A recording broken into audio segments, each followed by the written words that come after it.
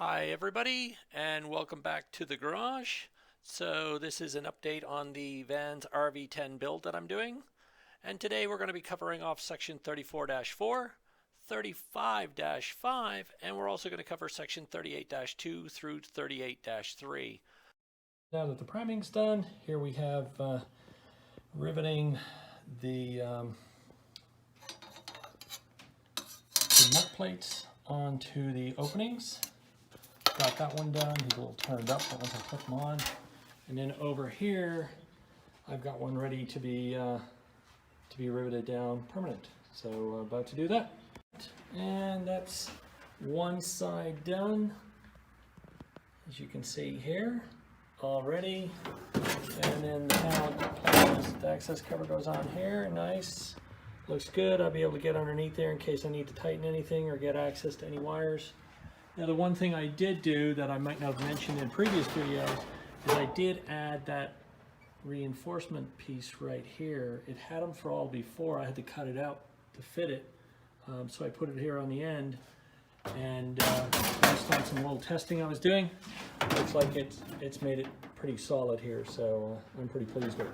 Anyway, that's it for this side, and hopefully I'll get the other side and post this on the weekend. I was able to finish a couple of things, so ended up riveting the baggage outside panel on.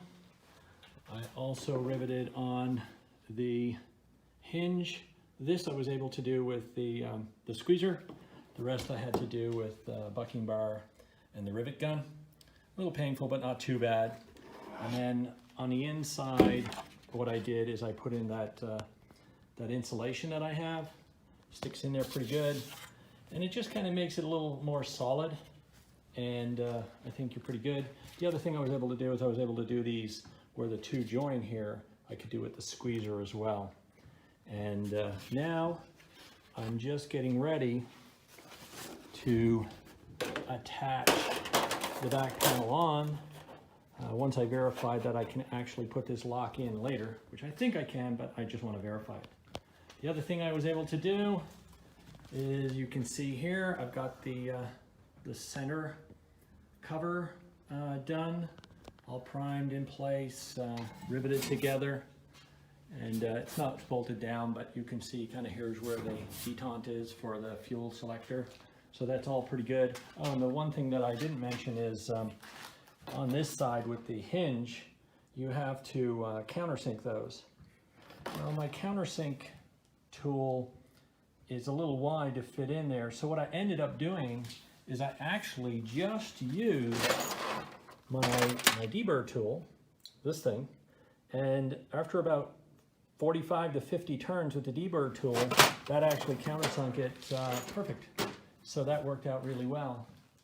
And then the other thing that I've been working on is this, I was also, because I had the rudder pedals and the brakes primed and done, I started the assembly of these things. So these are already assembled now.